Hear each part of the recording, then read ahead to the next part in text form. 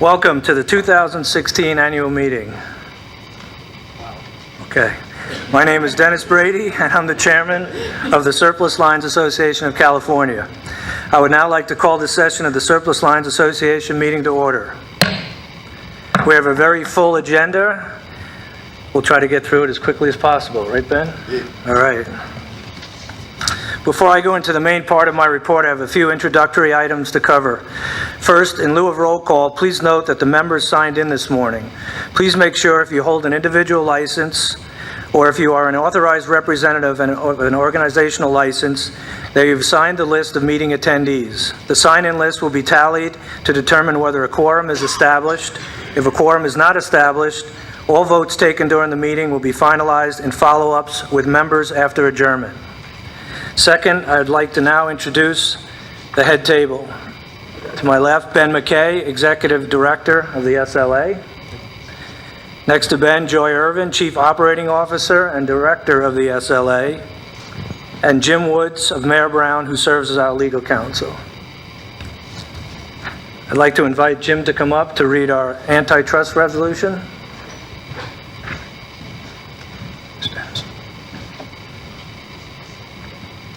When involved in meetings or other activities of the association, members of the association should be mindful of the antitrust laws and not engaged in discussions or conduct with a purpose or effect, directly or indirectly, of fixing, stabilizing premiums or producer compensation, engaging in bid rigging or false quotes for insurance, engaging in potential anti-competitive conduct or activities that could adversely affect the cost, quality, or availability of insurance products or services, or engaging in any other anti-competitive conduct or activities affecting their business or the business of insurance.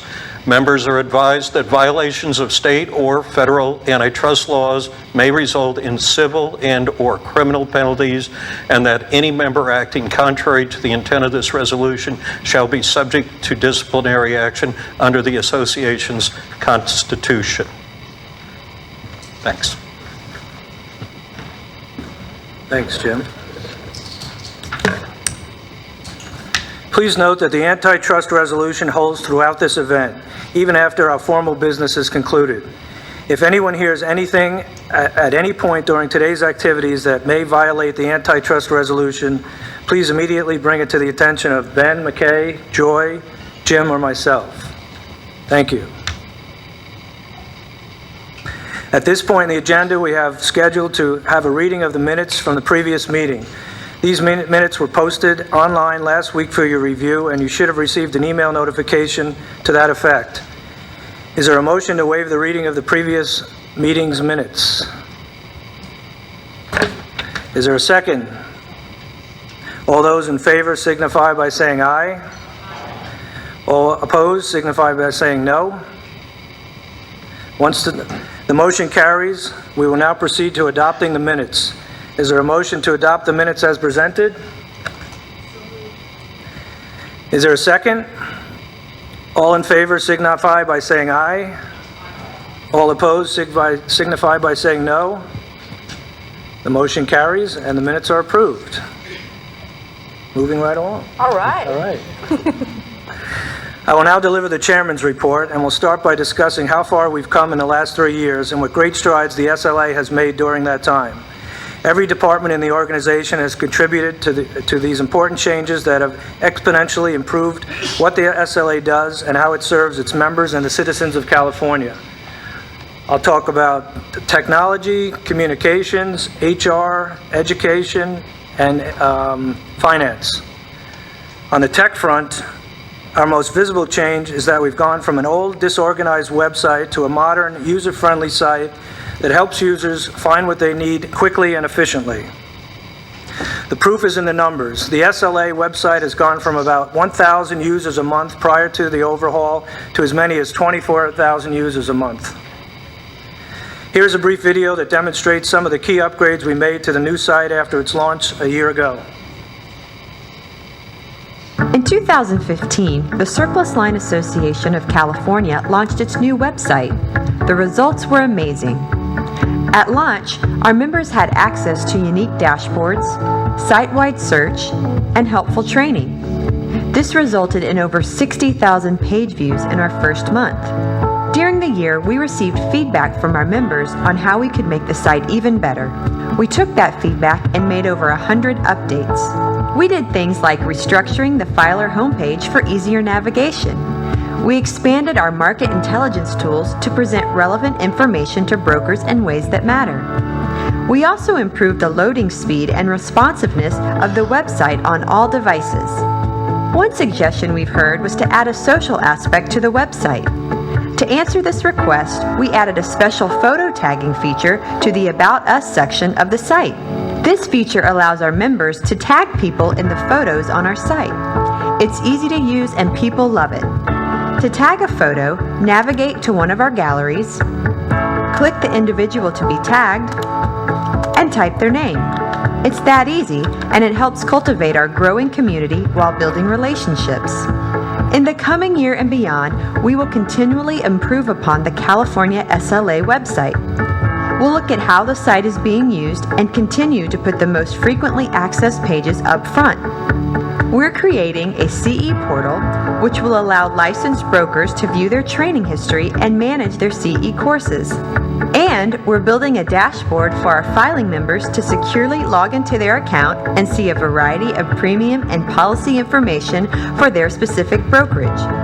All are excellent recommendations from our membership. The SLA of California website is a powerful tool in our mission to make filing easy, accurate, and achieve 100% compliance for our brokers. Visit slacal.org and see the future of the surplus line industry.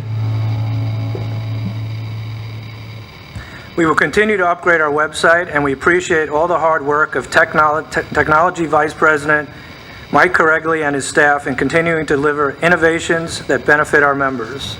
Mike, would you stand up and be recognized?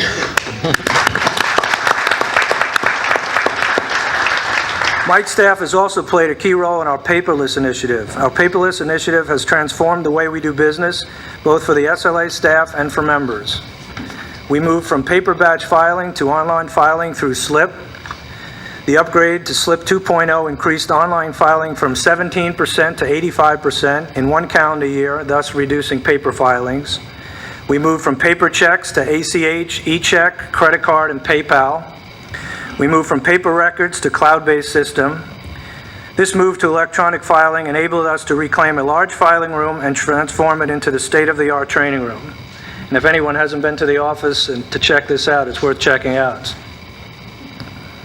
The initiative saves an estimated 1 million sheets of paper a year. Good for business functionality, good for the environment, and good for the bottom line. Thanks again, Mike.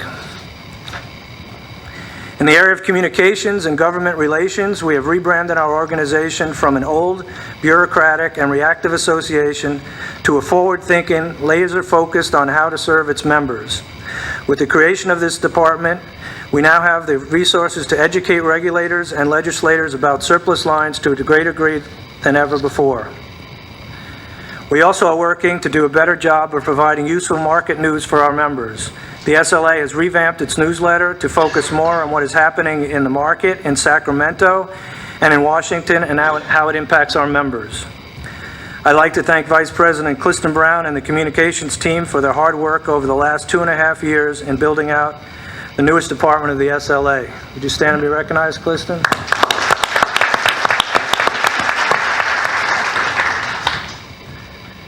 On the education front, we have moved away from the model of simply being an association that collects your data to one that provides members needed services. Our education and compliance department offers have increased significantly. SLIP training, new filer training, tag reduction programs, in-person training visits to member offices, millennial outreach, and relevant timely classes. Our Senior Vice President, Pat McCauley, and her staff have done tremendous work in getting all these initiatives off the ground. Pat, are you here? Thank you.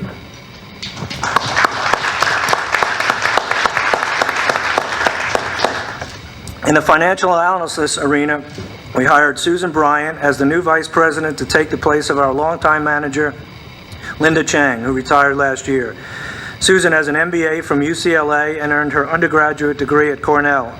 Susan has taken advantage of the transition to begin restructuring the department, reflecting the increased complexity of financial regulation. The department has already identified a series of better practices for analyzing companies, which it has presented to the California Department of Insurance. Also, financial analysis is now developing specialists and training individual employees to develop subject matter expertise, a level of specialization that is a must in the increasingly complex financial analysis world.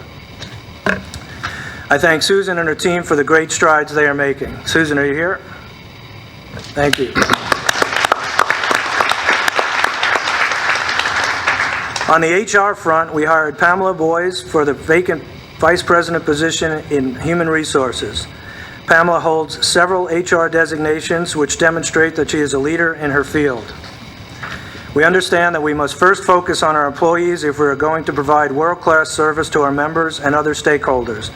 We are very pleased to have found someone to lead this crucially important aspect of our association. Thank you, Pamela.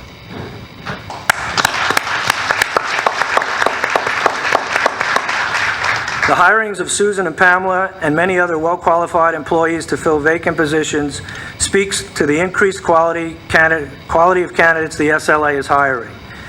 There is one other accomplishment I would like to note before closing my remarks. In 2015, the SLA set a record by processing more than $6.1 billion in premiums. $6.1 billion. This surpassed the previous mark of $6 billion set back in 2006. Thank you, Data Analysis Vice President Rode Tocchini and her hard work for processing these premiums. Here's the kicker. The SLA had 21 fewer total employees on staff in 2015 than it had in 2006. Because of technological advances, improvements in quality of staff hirings, process improvements and trainings, and without raising your surplus lines fee, stamping fee, this will be the third year in a row that we've not raised the fee, the SLA in 2015 processed more premiums than ever before, provided more training to members than ever before, made greater technological advances than ever before, and did all this with 27% less staff than the SLA had when it set the previous process premium record in 2006. In summary, the SLA did more in 2015 than during any other year in its 78-year history, with significantly fewer employees than it had a decade ago. This kind of efficiency and organizational excellence is a testament to the great work being done by the SLA staff and its leadership. Please join me in giving a hand to Ben McKay, Joy Irvine, and the entire SLA staff for their ongoing track record and achievement.